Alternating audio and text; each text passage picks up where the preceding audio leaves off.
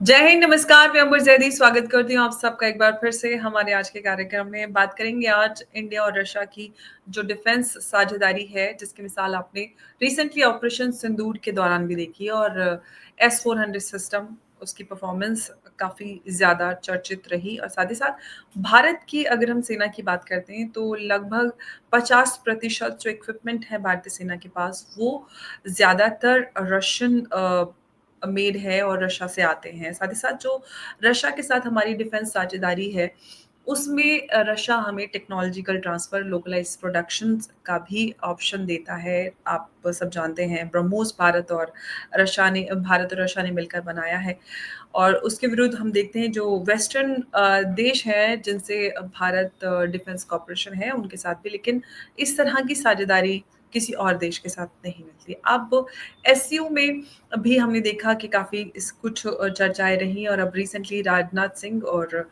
हमारे जो defence minister हैं, साथ ही साथ जो रशियन डिफेंस मिनिस्टर हैं, उनकी बातचीत हुई है और उससे ये सामने आ रहा है कि आने वाले समय में रशिया और जो भारत है, उसकी डिफेंस साझेदारी और मजबूत हो सकती है और कई सारे ऐसे बड़े और हमें सरप्राइज़ेज़ मिल सकते हैं। तो उन्हीं इस सरप्राइज़ेज़ पर हम बात करेंगे, क्या कुछ उस बातचीत से आगे हमें मिल सकता है और साथ ही साथ भारत और रशिया की जो डिफेंस कॉर्पोरेशन है, वो किस लेवल पर पहुँचने जा रही है, ये आप सबके लिए बड़ी अचंभित कर देने वाली बात रहेगी और इस पर डिटेल में हम चर्चा करेंगे। हमारे साथ चर्चा करने के लिए मौजूद है उमेश जी। उमेश जी, बहुत स्वागत है आपका। जय हिंद, नमस्कार। जय सिया राम अंबर जी।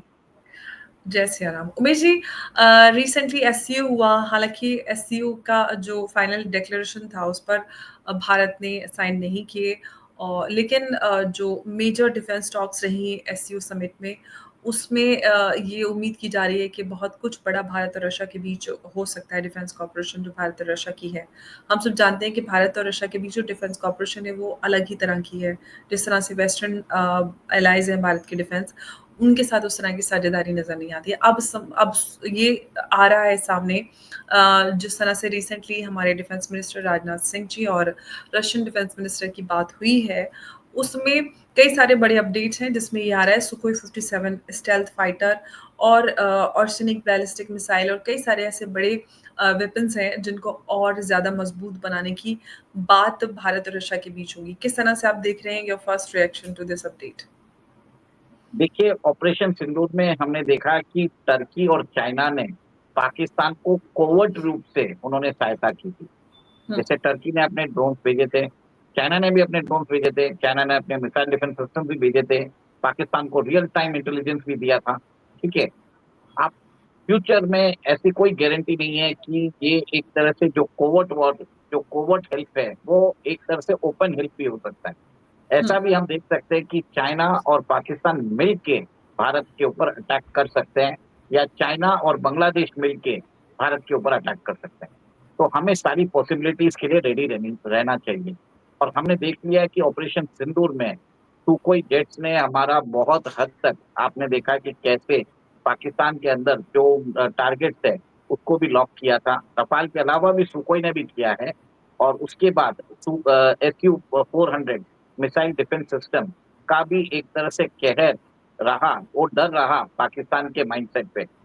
अब एक और एक चीज आप देखिए कि रशिया ने हमारे साथ AK-203 की मिसाइल, AK-203 की जो राइफल है, वो भी प्रोडक्शन भारत में कर रहा है, इसमें टेक्नोलॉजिकल ट्रांसफर भी कर रहा है। हमने आपने देखा है कि हमने अमेरिका के साथ जी इंजन के लिए करार किया, 2 साल हो गए, अभी तक वो इंजन कुछ न कुछ तरीके से वो डिले करते जा रहे हैं। तो अमेरिका तो अभी अनरिलायबल पार्टनर हो चुका है। हमने उनसे MQ रीपर ड्रोन्स भी लिए थे। हमने जिसमें रशिया का जो डिफेंस शेयर है, जो 2000 मेरे ख्याल से 9 में 64% था, वो आज घट के 36% हो गया। और अमेरिका का जो कुछ भी नहीं था, हम उनसे 12 से 15% डिफेंस इक्विपमेंट्स ले रहे हैं। अब ऐसी बात है कि जिस हिसाब से अमेरिका ने अपना जो डबल स्टैंडर्ड दिखाया है, अभी हमें अमेरिकन वेपनरी को नहीं लेना चाहिए, ये मेरा मानना है। Russia is a time tested friend and partner of India. Hmm. Erstwhile Soviet union 1971 में भी उन्होंने अपनी सबमरीन बेच के जो यूएस की 7th फ्लीट है उसको रोका था। और आपने देखा है कि इस युद्ध में भी रशियन वेपनरी हमारे काम आई है। तो हुँ। आप जैसे ब्रह्मोस मिसाइल सिस्टम में जिसने बताया जाता है कि पाकिस्तान के नाक में दम कर दिया था और उस पाकिस्तान का एग्जिस्टिंग मिसाइल डिफेंस सिस्टम उसको रोक नहीं सकता है। तो कहीं न कहीं मेरा ये मानना है कि Russian weaponry is is desirable by India. क्यों? ये एक और एक चीज़ है कि इंडिया इसके अंदर कस्टमाइज़ेशन भी कर सकता है। आपने देखा कि कैसे सुकोई 30 को हमने सुपर सुकोई 30 बना दिया। हमने अपना एवियोनिक्स डाल दिया। हमने अपनी मिसाइल्स उसमें इंटीग्रेट कर दी है। हमारा रेडार उसमें डाल रहे हैं। और एक और एक चीज़ है, कल जो बात हुई है, उसमें राजनाथ सिंह ने उन उसके इंजन को भी चेंज करने की बात बोली है।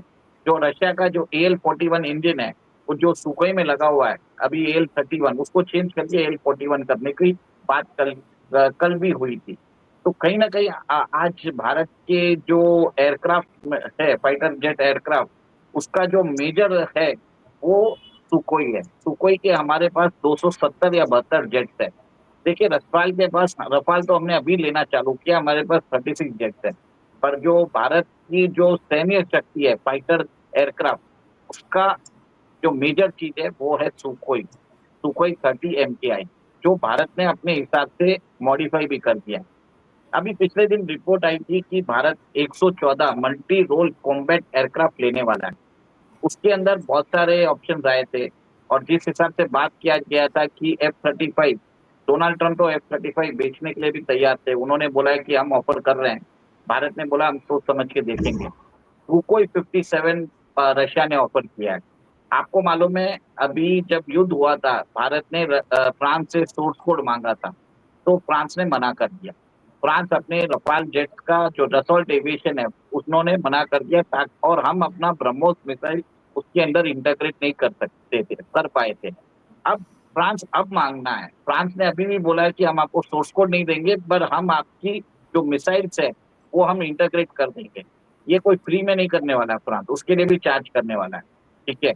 अब रशिया ने ऑफर दिया है, सुकोई 57 के लिए।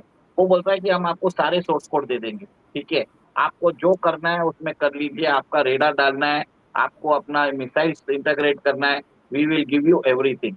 जो F-35 का दाम है, उससे Sukhoi 57 is 1/3 of the cost. पैसे भी रुपए में लेने को तैयार और लोकलाइज्ड को-प्रोडक्शन, फिर कंपोनेंट्स भी जो है वो भारत के कंपोनेंट्स एब्सोल्युटली, देने को साथ ही तैयार। साथ तो ऑरिशनिक बैलिस्टिक मिसाइल उसको भी लेकर साथ में मैं ये मैं सामने आ रहा है कि मैं मैं उसके ऊपर भी आऊँगा, मैं उसके ऊपर भी जी, आऊँगा। इसकी तो मैंने अभी तक कंप्लीट ही नहीं किया है। ऊपर से हमको ये जो IPR राइट्स है वो भी दे देगा ताकि हम फ्यूचर में एक्सपोर्ट भी कर सकें। तो एक हुँ, तरह से विन-विन डील है और उन्होंने बोल दिया हमको जो बन पाया आपके कावेरी इंजन को भी हम डेवलप करेंगे। देखिए रशिया ने इतनी सारी प्रोमिसेस की है, तो एक तरह से too good to be true है। तो मैं एक और एक चीज़ मान रहा हूँ, भले ही उन्होंने इतनी सारी चीज़ की है, 1-2 अगर नहीं भी करे तो भी कोई प्रॉब्लम नहीं है। हमारे इंजीनियर्स के ऊपर मुझे विश्वास है, वो सारी जो उनको अगर जैसे देखिए रशिया के साथ हम जॉइंट कोलैबोरेशन करते हैं, वो हमारे फ़ायदे में होता है। ब्रह्मोस आपने देख ही लिया, ठीक है? तो सुकोई 57 भी उसी तरीके से होने वाला है। तो ये एक फर्स्ट वेपनरी है। ऑर्शनिक आपको याद होगा 3-4 महीने पहले रशिया ने ये मिसाइल छोड़ी थी और एक तरह से एक अ, इंफोग्राफिक भी आया था जिसमें बताया गया था London 12 second, Berlin 15 second, Paris 20 second, Brussels 17 second. तो मतलब ये दुनिया की सबसे फास्टेस्ट एक तरह से बैलिस्टिक मिसाइल। हाइपरसोनिक मिसाइल है और इसको कोई भी अमेरिकन मिसाइल डिफेंस सिस्टम भले वो थार्ड हो, एरोस्लिंग हो, कोई भी नहीं रोक सकता। माक 11 की स्पीड है इसकी और ये 5000 किलोमीटर इसकी रेंज है और आपने ये भी देखा है सुपर कि हाँ, और मेरे हिसाब से भारत को ये लेना ज़रूरी है क्योंकि नेक्स्ट टाइम आप पाकिस्तान नहीं देखोगे, आप Pakistan plus America, plus China, plus Turkey, plus Bangladesh, आप ये देखने वाले हैं। तो आपको एब्सोल्युटली। ये वेपनरी आपके पास होना ज़रूरी है, ये एक हाइपरसोनिक मिसाइल है। TU-160 जो स्ट्रेटेजिक बॉम्बर्स हैं उन वो भी इस पूरी लिस्ट में शामिल है। देखिए, आपको मालूम है अभी B-2 बॉम्बर के साथ अमेरिका ने पाकिस्तान के बंकर बस्टर बॉम्ब गिराए थे। ये लॉन्ग रेंज बॉम्बर्स होते हैं। हुँ, आप भारत के पास ऐसे कोई बॉम्बर्स नहीं है। तो ये जो TU-160 है, ये रशिया ने डेवलप करके रखे हैं। और ये भी इक्वलेंट ही है B2 के, ठीक है, कोई ज्यादा कोई डिफरेंस नहीं है। और बताया जाता है कि भारत को अपने पास एक 5 से 6 बॉम्बर रखना जरूरी है, और रशिया ने ये भी ऑफर कर दिया है। और अब तो एक और भारत अपना खुद का भी बंकर बस्टर खुद वो डेवलप कर रहा है। देखिए, वो तो बना लिया भारत ने, पर क्या होता है कि वेपनरी सब रखने की जरूरत है, तभी एब्सोल्युटली। जाके, क्योंकि फ्यूचर वॉर आपका पाकिस्तान के साथ नहीं है, it is China and America combined in the form of Pakistan. Please understand that, क्योंकि दोस्त आपका चाइना भी नहीं है, आपका पाकिस्तान भी नहीं है, अमेरिका भी नहीं है। इसके लिए हुँ, हमें जरूरी है एक तरह से वेपनरी रखने की। और एक चीज है, पोसाइडन न्यूक्लियर टॉर्पीडो। ये बताया एब्सोल्युटली। जाता है ये बताया जाता है अगर ये मिसाइल एक तरह से टॉर्पीडो है, सबमरीन से छोड़ा जाता है, अगर ये मिसाइल छोड़ दिया जाए कोई सिटी पे, तो सारी सिटी को डिस्ट्रॉय कर सकता है। और ये मतलब भी कहा जा रहा है कि ये इम्पॉसिबल टू इंटरसेप्ट है। Yes, definitely it is impossible to intercept. एक तरह से आप ये समझ लीजिए, ओशन का ऑर्शनिक है, मतलब सी बेस्ड ऑर्शनिक है, इसको आप नहीं कर ओके, पाओगे, इसकी रेंज अराउंड 10,000 किलोमीटर है। तो ओके। भारत को ये भी चाहिए, एक तरह से हमारे पास ये मिसाइल रहेगी तो हम चाइना को एक तरह से डरा सकते हैं। और आप एक और एक चीज है, जिरकॉन हाइपरसोनिक मिसाइल, जो ये हमारे पास ब्रह्मोस है, इट इज एक्चुअली एक तरह से ये जो हमने बनाई है, ये रशियन टेक से ही बनाई है। ये एक सुपरसोनिक मिसाइल है, ठीक है, और इसकी जो स्पीड है मार्क 3 से कम है, मार्क 2.8 है। अब ये जो बात कर रहे हैं जिरकॉन, ये एक तरह से ब्रह्मोस का बड़ा भाई है। इसके अंदर बताया जाता है इसकी स्पीड 9, 10, 11 तक जा सकती है। और इसके भारत ने भी, अभी आपने सुना होगा, स्क्रैमजेट इंजन बना लिया। पर रशिया एक तरह से, आपको मालूम है, हमें हमारे साथ कोलैबोरेशन करने को तैयार है, बोल रहा है कि हम ये भी, आप अपना जो ब्रह्मोस नेक्स्ट जनरेशन बनाओगे, आप उसके अंदर जिरकॉन जो हाइपरसोनिक मिसाइल है उसको हुँ। आप इनकॉर्पोरेट कर लीजिए। तो इससे क्या है, देखिए, आप खुद बनाओगे फिर आप इतना करोगे, उसमें टाइम जाएगा। इससे अच्छा कोलैबोरेशन वर्क करता है और हमको फेवरेबल टर्म्स में मिलता है, तो कोलैबोरेशन करना फायदेमंद है। तो इस हिसाब से, मेरे हिसाब से जिरकॉन भी एक तरह से बहुत ही अच्छा एक और उपाय अब है। साथ ही साथ S-500 की भी बात हो रही है क्योंकि S-400 का तो प्रदर्शन सबने देखा ही, अब S-400 S-500 भी उसमें कतार में है।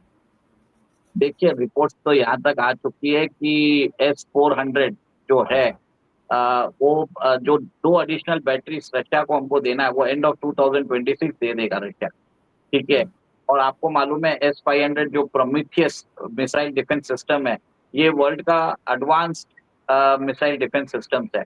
और यहाँ पे बताया जाता है कि ये स्टेल्थ जेट्स को भी टारगेट कर सकता है, मतलब आपका F-35 जो है, जो कबाड़ के जैसे आपने देखा है कि तिरुवनंतपुरम में पड़ा हुआ है, उसको भी टारगेट कर सकता है। लो अर्थ ऑर्बिट में जो सैटेलाइट्स है उसको भी उड़ा सकता है, 500 किलोमीटर ही तो ऊपर है, कोई बड़ी बात नहीं है, उसको भी हम उड़ा सकते हैं। और इंटर कॉन्टिनेंटल बैलिस्टिक मिसाइल कोई भी रेंज किया है, ये देख के ये भी उसको भी उड़ा सकता है। तो कहीं ना कहीं बात हो रही है कि भारत शायद इसकी 3 बैटरी ले सकता है, और S-400 की 2+3 और 5 बैटरी ले सकता है।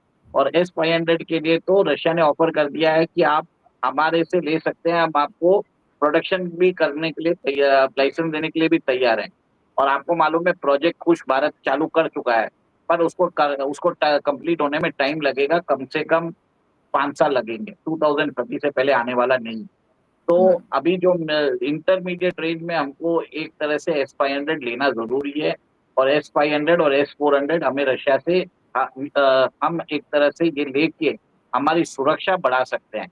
और S-500 का एक और एक चीज आप देख लीजिए, इसके अंदर रहने से चाइना भी डरेगा हमसे, क्योंकि चाइना के पास जो भी बॉम्बर है, जो भी मिसाइल्स है, अगर वो भारत की तरफ आक्रमण करने की सोचता है, हम अगर इसको हमारी जो 3,800 किलोमीटर की बाउंड्री में रख देते हैं, तो चाइना कभी सपने में भी नहीं सोचेगा। और उसके बाद वो भारत से बोलेगा, पीस टॉक करेगा। जब तक आपके पास कैपेसिटी नहीं होती ना, आप आपकी कोई बात सुनेगा नहीं। न्यूक्लियर बॉम्ब है तभी जाके चाइना आपकी बात सुन रहा है, नहीं तो वापस वो भारत के ऊपर हमला कर देते। आप ये देखिए। तो जब से न्यूक्लियर बॉम्ब है, हम एक तरह से सुरक्षित है, और उसके डिलीवरी सिस्टम भी हमको जरूरी है। इसके लिए we need all this missile system. और Russia is a time tested partner of India, कितना भी बोले, क्योंकि यहाँ पे बहुत सारे जो डिफेंस एक्सपर्ट हैं, जो सोशल मीडिया में हैं, वो रशियन वेपनरी को एक तरह से जंग बोलते हैं। ऐसी बात नहीं है। मानता हूँ कि कुछ प्रॉब्लम्स हो सकते हैं, क्योंकि रशिया में जो वेपन्स तैयार होते हैं वो उनके कंडीशंस के हिसाब से तैयार होते हैं। यहाँ पे कंडीशंस थोड़े डिफरेंट है, यहाँ पे हॉट एंड ह्यूमिड है, वहाँ पे जो है कोल्ड क्लाइमेट होता है। फिर भी भारत के अंदर जो रशियन वेपनरी आती है उसको इंडिया के हिसाब से कस्टमाइज किया जाता है, फिर आती है। और आप ये भी देखिए, 1/3 ऑफ द कॉस्ट, ठीक है, जैसे SU-57, payment in rupees, technological transfer. और हमारे भारतीय साइंटिस्ट को अगर बेस टेक्नोलॉजी मिल जाता है तो हम तो उसको अपने हिसाब से कस्टमाइज कर ही लेंगे। इतनी तो हमको we get the head start. नहीं तो हम एक तरह से, आपने देखा है कि तेजस हम 38 साल से बना रहे हैं, कावेरी भी हुँ, 38 साल से बना रहे हैं, कब बनाएंगे हमको नहीं मालूम, पर but we can not wait right now. तो collaboration and production with Russia is a nice option. और पुतिन साहब जब आएंगे, जो मैंने अभी वेपन सिस्टम बताया, ये हमारे पास आने से बहुत फर्क पड़ जाएगा। आपको ये भी बता दूं, जो F-35 है, जो अमेरिका ने F-35 की जो अपनी सेल, मतलब जो ऑर्डर थे वो कम कर दिए। अभी नया रिपोर्ट आया है, वहां पे जो मिलिट्री बजट में ड्रोन्स अभी लेके आने वाले हैं। अमेरिका को खुद अपने जेट्स के ऊपर भरोसा नहीं है, वो बोल रहे हैं अभी हम F-47 के जो उनका जो नेक्स्ट जनरेशन फाइटर जेट्स है, 6th जनरेशन, वो खुद हुँ, लेके आना चाहते हैं। तो हुँ, ये कबाड़ को वो भारत में बेचना चाहते थे, जिसको आपने देखा कि हमारे मिसाइल डिफेंस सिस्टम ने लॉक कर दिया, आकाश की मिसाइल डिफेंस सिस्टम ने लॉक करके कबाड़ खाने के जैसे बैठा हुआ है। 12 दिन से हैंगर में नहीं जा रहा था, अब ये माने हैं कि हम हैंगर में ले जाने को तैयार हैं। और भारत सरकार ने बोल दिया कि 26,000 रुपया दिन का आपको पार्किंग चार्जेस देना पड़ेगा, 12 दिन का कम से कम 3,15,000 कुछ बोल रहे थे। तो तो वो भी देना पड़ेगा, कोई उपाय नहीं है, आपको बोला। और उसको सिक्योरिटी भी दिया है, देखिए VIP पार्किंग लॉट भी है, तो वो हम कैसे छोड़ सकें। एब्सोल्युटली। तो बिल्कुल ये बहुत बड़ा अपडेट जिस पे हमने आज चर्चा की, भारत और रशिया की जो साझेदारी है, वो एक अलग मुकाम पर पहुँचने वाली है। जो अपडेट्स हमने आप सबके साथ साझा किए, जिस तरह से ये नज़र आ रहा है आने वाले समय में ये साझेदारी और मज़बूत होगी, जिससे भारत और रशिया की जो साझेदारी है, उसके साथ-साथ हमारी जो सुरक्षा है, वो भी बहुत ज़्यादा मज़बूत और मुस्तैद रहेगी। उमेश जी, बहुत-बहुत आपका धन्यवाद हमारे साथ आज की इस चर्चा में जुड़ने के लिए। नमस्कार, जय हिंद, जय भारत। जय सिया राम।